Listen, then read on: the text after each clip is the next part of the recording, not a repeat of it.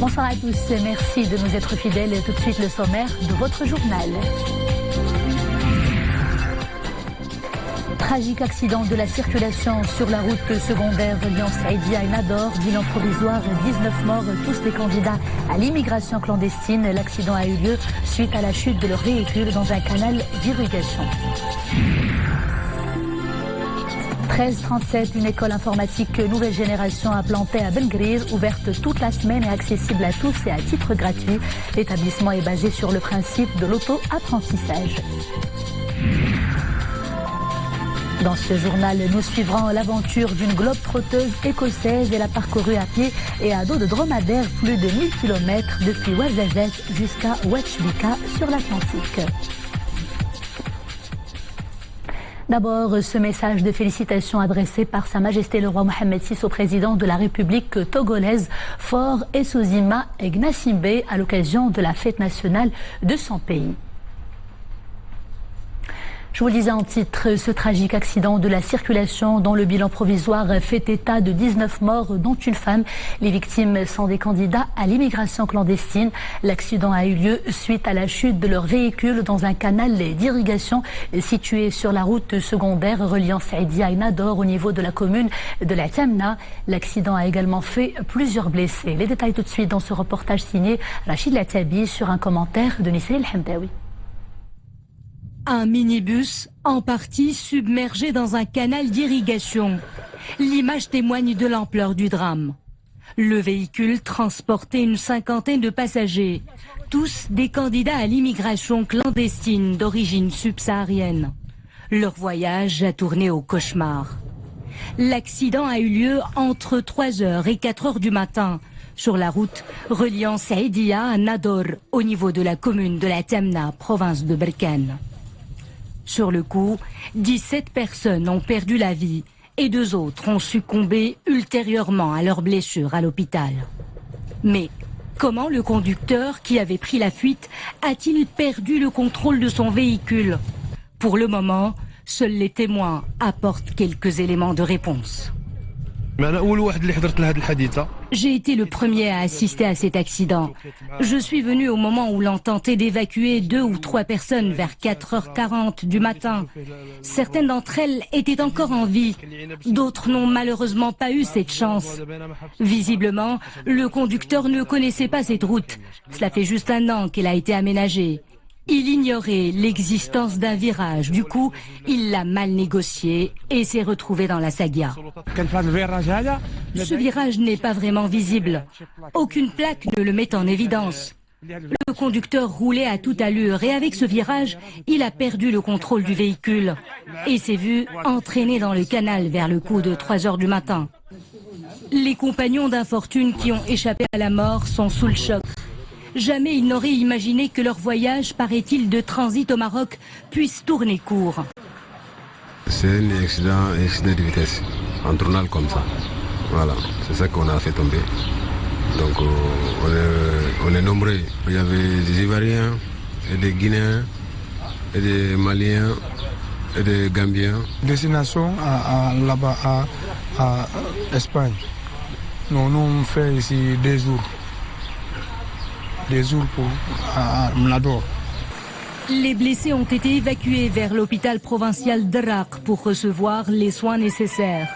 À leur chevet, tout un staff médical et des éléments du Croissant Rouge marocain ont été mobilisés.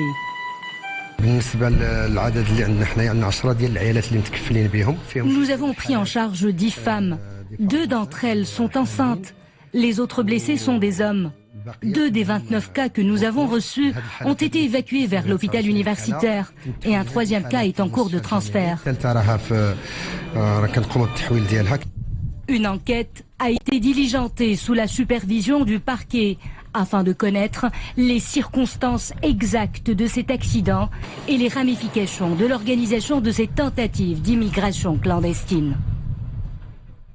Forger des talents informatiques au Maroc et créer une vraie intelligence collective, c'est l'objectif de cette école informatique nouvelle génération implantée à Ben Gurir. 1337, c'est son nom, qu'elle tire d'ailleurs d'un langage informatique datant des années 80. L'établissement est basé sur le principe du peer learning, c'est-à-dire que les élèves n'apprennent pas directement et de manière verticale par un professeur, mais plutôt à travers leurs camarades de classe et grâce à des outils numériques très développés. Voyons tout cela tout de suite avec Omar Jlaidi et Mohamed Elchkar. Un immense espace ouvert équipé de dizaines et de dizaines de postes informatiques. Pas de professeurs, plutôt des coachs. Nous sommes dans l'une des deux écoles baptisées 1337, aménagées par l'OCP, à Khouribga, ici à Ben Gurir. L'auto-apprentissage est le maître mot de cette formation.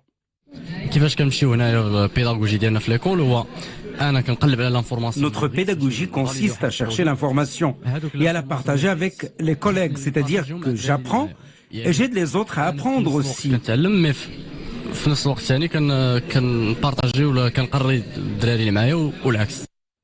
Un espace propice à l'épanouissement et à la découverte de soi. L'école encourage l'esprit d'équipe, l'innovation et le sens du partage. Ça a été très bénéfique. Nous avons beaucoup appris sur une courte durée. Le codage informatique, mais ce n'est pas tout. La nous permet aussi de savoir se gérer, d'être le prof de soi-même et de ses amis.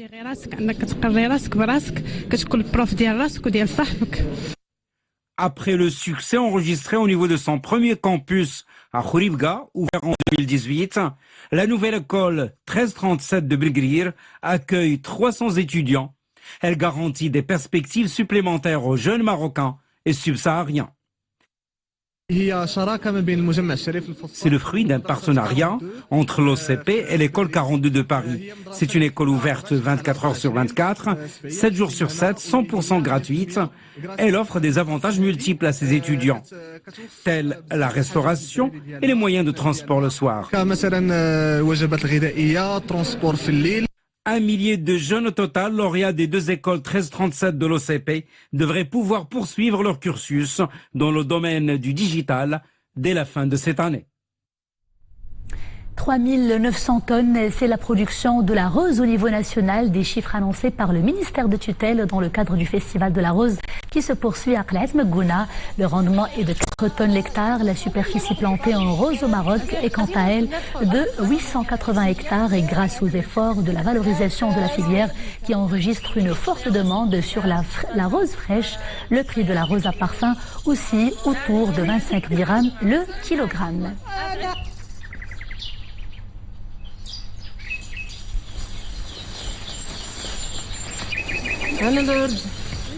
أنا في تسنتكس الله الله يوفقك القلعة ديال بلادي فولكي بلادي سجدي فوردا. Et si la filière se porte bien justement et contribue au développement socio-économique de la région, c'est grâce à ces hommes et ces femmes qui s'y consacrent avec beaucoup d'engagement en bénéficiant de techniques ancestrales de distillation de la rose. Un travail de passionné à découvrir dans ce reportage signé Iman Slaoui sur un commentaire de Zakaria Moqenbillah. À 25 km de Khalat Megouna, le Douar Hadida est une oasis de verdure et de fraîcheur. La localité est connue pour ses kasbahs et ses champs agricoles. Chaque jour, ces femmes de la coopérative Seddex de distillation de l'eau de rose investissent les champs. Elles sont une vingtaine à travailler dans la coopérative. La cueillette des roses se fait au son des chants traditionnels avant de procéder à la distillation.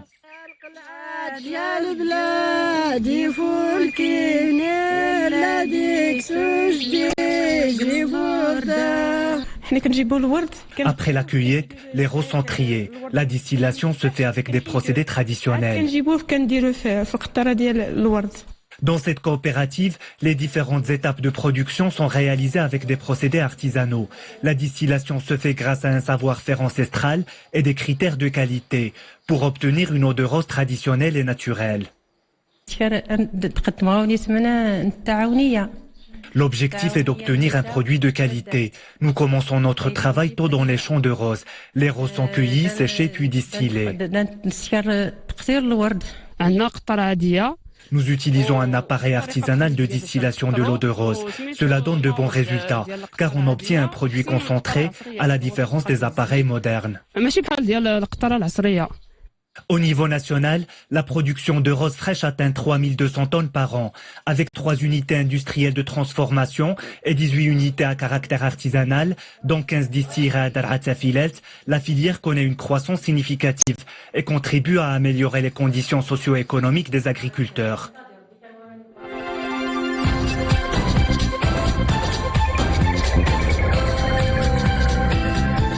Les travaux du deuxième forum de l'initiative La ceinture et la route ont pris fin aujourd'hui à Pékin après 3 jours de débat avec la participation de 37 chefs d'État et de gouvernement et de représentants de 150 pays dont le Maroc. Le Maroc était représenté à ce forum par une importante délégation conduite par le ministre des Affaires étrangères et de la coopération internationale Nasser Boureta. Et à l'occasion justement de ce forum Belt and Road, un mémorandum d'entente visant la réalisation et le développement de la cité, Mohamed VI Tangetek a été conclu ce matin à Pékin. En Syrie, 22 combattants pro-régime ont été tués et des dizaines d'autres ont été blessés ce samedi dans des attaques simultanées menées par 2 groupes terroristes au nord du pays, des groupes liés au réseau Al-Qaïda. L'information est donnée par l'Observatoire syrien des droits de l'homme. Selon ce dernier, le bilan risque de s'alourdir puisque plusieurs blessés sont dans un état grave. 900 morts, c'est le nombre des personnes ayant péri suite à la fièvre hémorragique Ebola en RDC pendant les 9 derniers mois. Selon les autorités locales, les 400 personnes ont été guéries de la maladie alors que 260 cas suspects sont actuellement en cours d'investigation. Dans les zones les plus touchées du pays, les habitants sont dans un état de déni de la maladie. La semaine dernière, un médecin camerounais déployé par l'Organisation mondiale de la santé a été tué par des assaillants armés alors qu'il était en réunion de travail avec son équipe anti-Ebola dans un hôpital universitaire. Le cyclone Kenneth qui s'abat sur l'extrême nord du Mozambique ne cesse de faire parler de lui. Selon un nouveau bilan annoncé ce samedi, le cyclone a fait 5 morts et de lourds dégâts matériels.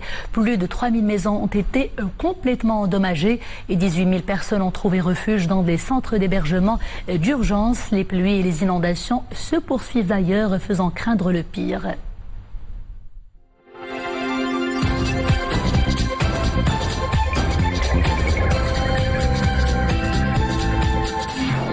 Le premier Master Win d'aviron a débuté ce samedi. Ça se passe au Maroc, à la marina de Bourg-et-Greg, avec la participation des ténors de la discipline. Cette édition inaugurale rassemble des rameurs venant des 4 coins du monde. C'est parti donc pour 2 jours de compétition sur 800 mètres tout au long de la rivière du Bourg-et-Greg. Organisé par l'ambassade du Royaume-Uni à Rabat, l'événement vise la promotion des liens fraternels, culturels et sportifs entre les 2 pays. Avec le baptême de feu de cette nouvelle compétition, la scène des sports nautiques du Royaume s'enrichit. Un show spectaculaire qui se poursuit jusqu'à demain.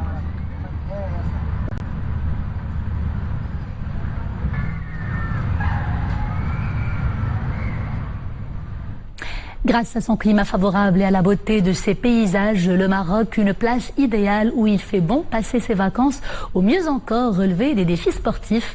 Et c'est l'histoire de cette globe-trotteuse écossaise qui a parcouru à pied et à dos de dromadaire plus de 1000 km depuis Ouarzazate jusqu'à Ouachbika sur l'Atlantique. Notre équipe l'a rencontrée au bout de son périple. Des images signées Hafid Mahdar avec le commentaire de Mohamed Eitchkar. Alice est écossaise. Elle vient de boucler à pied et à dos de dromadaire un périple de plusieurs centaines de kilomètres au cœur du désert. Depuis la vallée du Draa jusqu'au point où les dunes plongent dans l'océan. L'embouchure du Draa sur l'Atlantique. Ouachbika. Et là, l'accueil chaleureux traditionnel des tribus sahraouis.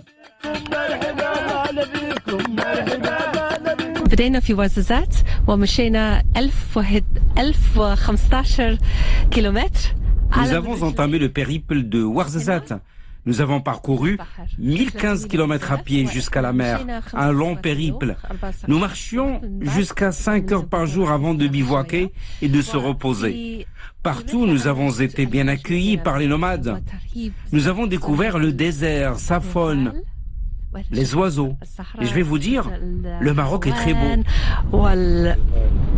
طيور وكل شيء وأنا بغينا أقولكم عن بلدكم المغرب بلد زوين بزاف. Le but du voyage était de réaliser une grande traversée chamelière et Alice avait ce rêve et nous l'avons aidé à réaliser ce rêve jusqu'à l'océan et jusqu'à Chibika Tantan. Les globetrotters écossais ont concrétisé leur rêve, rallier l'oasis au désert, aux dunes et à l'océan. Une aventure qui se fête. Portant l'habit traditionnel mlahfa, Alice danse au rythme de la musique hassani de la Guedra.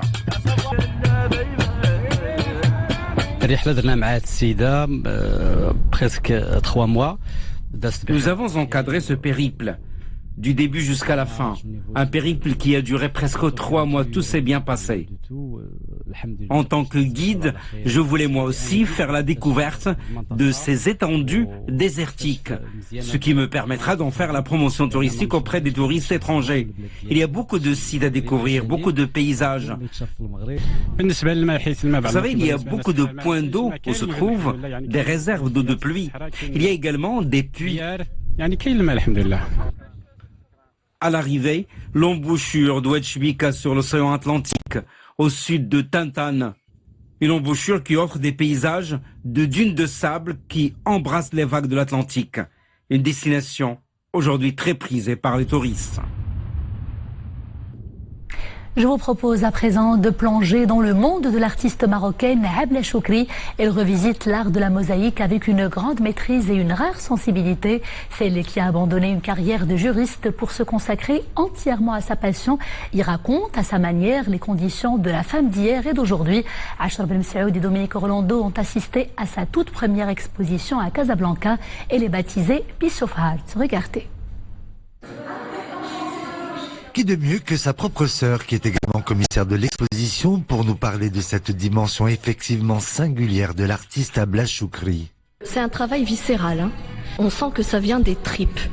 Elle travaille la matière au corps, littéralement, parce que même les tesselles, elle les fait elle-même, c'est-à-dire qu'elle les façonne, elle les polit, elle les taille, tout est fait à la main. Et ce qui me fascine en fait chez elle, c'est ce travail du mortier. Le mortier a pris vraiment la place d'un objet d'art à part entière. Elle a réinventé l'art de la mosaïque. Elle lui a donné aujourd'hui, vraiment, elle a fait rentrer la mosaïque dans l'art contemporain. À l'origine du monde de l'artiste, il y a une vraie prédisposition pour la matière et pour tout ce que cela représente de dextérité pour la dompter. En fait, j'ai pas l'impression d'avoir choisi la mosaïque, j'ai plutôt l'impression que c'est la mosaïque qui m'a choisi. Parce que j'ai commencé, j'ai jamais arrêté en fait. C'est limite maladif chez moi, donc j'ai constamment besoin d'assembler, de tailler. Je suis très curieuse de découvrir tout ce que la nature offre, et c'est à chaque fois de nouvelles surprises, des nouvelles surprises. Donc oui, et puis j'exploite à fond, j'essaie de trouver des moyens de mettre en valeur ces différents matériaux.